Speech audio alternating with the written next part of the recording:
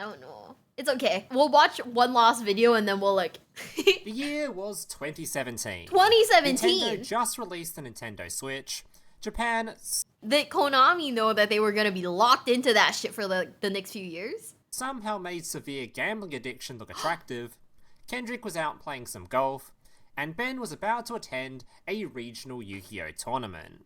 This tournament was being held right in the middle of peak Zodiac format. Ooh, the Zodiac was considered by far the best deck, and to be considered tier 0. Chat, can you confirm, was Zodiac the best thing that year?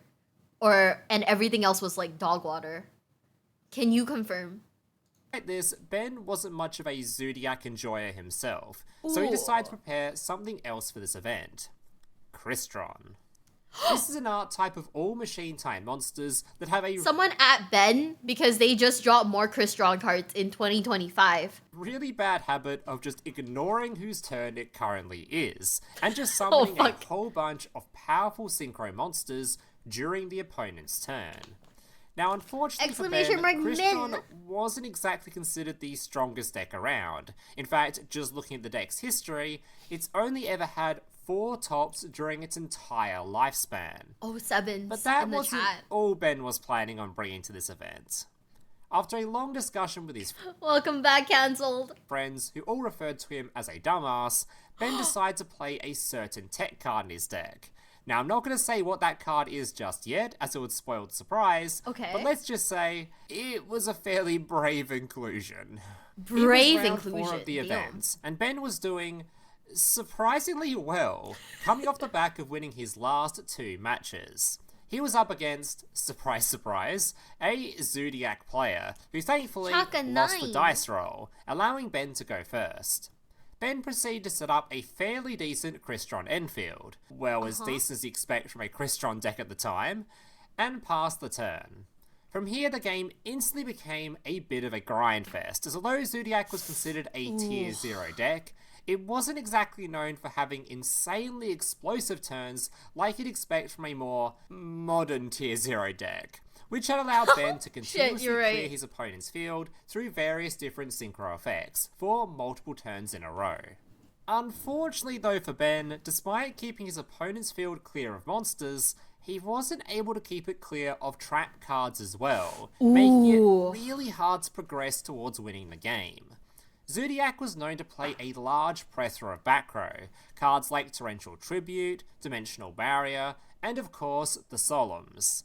And his opponent was no exception, playing multiple copies of each. But it's important to note at this point, because the duel had been going on for quite Torrential Tribute is still like was still like a thing in 2017? some time, his opponent had managed to reduce his own life points down to 4,000, as the Solemns cost life points in order to activate. Remember this, as it become fairly significant in just a bit. Once again, Ben managed to put together a field of monsters, but at this point he'd completely expended his resources. Why does Crystron Citri look like Hatsune Miku? Someone at me if you think I'm blind and if you think I'm wrong, but why does she kind of look like Hatsune Miku but yellow? If this field were to be cleared, he was completely done for, outside of just praying for a top deck, as he had nothing left to recover with. He then passed back to his opponent. Ben watched his opponent drew a card from their... Wait, who is that? Is that a... Wait. He then passed back to his... Is that a Zodiac guy? Because, hey, yo, I might pick up Zodiac. Oh my god, guys, stop calling me blind. Ben watched his opponent drew a card from their deck, before a grin slowly began forming from the corner of their mouth. It was about to become a complete disaster. Without hesitation, his opponent declared the summon of Winged Dragon of Ra Sphere Mode. Now, for the people that don't know of this card, despite the name, this card in a competitive setting has absolutely nothing to do with the God card you probably recognize. In a competitive setting, in a monster-heavy format, this card is often used as a very powerful form of removal. In order to summon this card, you must tribute 3 monsters. But here's the catch.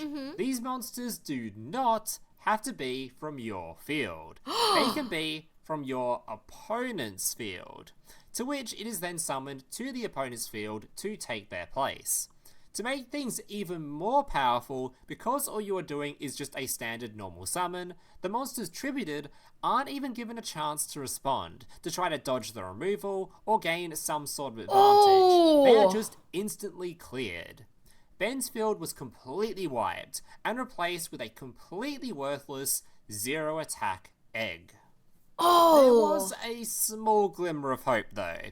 At this point, his opponent had also completely run out of gas, leaving him with a completely empty field outside of a singular unknown set back row. Okay. It was down to a top deck war, which, to be fair, is never a position you Okay, guys. Predictions. What do you think the hidden tech was, the secret card was? want to be in against a Zodiac opponent, considering literally any Zodiac or Zodiac Searcher drawn, which makes up for more than half of their deck, leads to a Zodiac combo. And at this stage, Ben would have 0 chance to recover from that. It was now or never. His opponent passed the turn, allowing Ben to draw a card. If this draw missed, the game was more than likely donezo. He placed his hand on top of the deck, before slowly dragging out a card and flipping it over. Useless. Ben had drawn a brick. A completely dead draw. This game was well and truly over. No, Ben! No! Well, at least it should have been. Ben began to smile before looking his opponent dead in the eye. I activate Sphere Mode Effect. There was a moment of silence before Ben watched his opponent's jaw practically hit the floor. You see, Sphere Mode has an additional effect. How the card was used competitively wasn't actually how the card was intended to be played when it was designed. It was meant to be played inside of a Winged Dragon of Ra themed deck, hence the name. After summoning itself to your opponent's field, during the next end phase, it would swap back to your own field, to which you were then able to use its additional effect to tribute itself and summon the god card himself straight from your deck with 4,000 attack. Now this effect was generally considered way too slow, and most of the time your opponent wouldn't leave the egg on the field anyway. This, paired with the fact that Ra was actually a pretty dookie card himself, meant that this effect was largely ignored or just straight up forgotten about. But you see, there is one small thing about this card that a lot of people don't often realise. Wait, this shit is crazy. I'm not gonna lie, if I'm the person who used Sphere Mode, I might just like lose my mind. I would lose my mind in that moment. That's kind of insane. Like, that is totally anime protagonist, but what the fuck? Sphere Mode doesn't actually specify who is allowed to use this effect. So, theoretically, if you were to do something completely and utterly psychotic, like put a single copy of an unusable Divine Beast into your deck, that would just be completely unsummonable outside of specifically the off chance that your opponent hits you with a Sphere Mode. Yeah, you could probably see where this is going. Ben slammed his god card straight onto the field, and this is where his opponent made a fatal mistake. Being at 4,000 life points and currently staring down a gigantic 4,000 attack monster, he panicked and immediately responded by revealing his set card, Scapegoat. This card simply places 4 monster tokens onto the field, which he'd obviously hoped to be enough Scapegoat, my beloved, to shield his life points from the Divine Beast currently in front of him.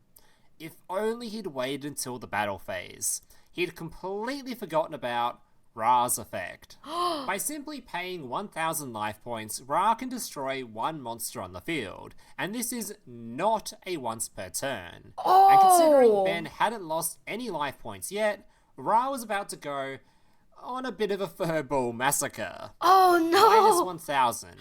Guys, our boys, Scapegoat, fuck! Oh, they're dead, chat. 1 furball popped. Minus 2,000. 2 furballs popped. 3,000. 3 furballs now completely deleted from existence. Minus 4,000. His opponent's field was left completely empty. 4,000 attack directly into his opponent's face. Jesus! Ben had won the game. Well, not just the game, apparently the series as well. His opponent, probably completely tilted at this point considering what he just managed to lose to, immediately scooped up all of his cards and without going to a game 2, just straight up left the building. Not that I can really blame him considering I'd probably retire too if this happened to me. Ben had won the match. I get it. So that is going to mark the end of today's tale. I get it. Thank you so much, Ben, Guys, for submitting this story. Would you quit if that were you? Would you absolutely quit? Oh, it's a New York regional. Him not to play it because no one in the right man was playing Spirit Mode, but Ben said, nah, I'll win with it, and did. It is wild to hear the story outside of her friend group, but the man is a legendary story to hear. Good stuff, Ben. Bro, I would on God, right? I would go home, get a tub of ice cream, and sit in silence just eating ice cream to cope with the pain, because that is insane. That is actually crazy. Oh man, I don't even know.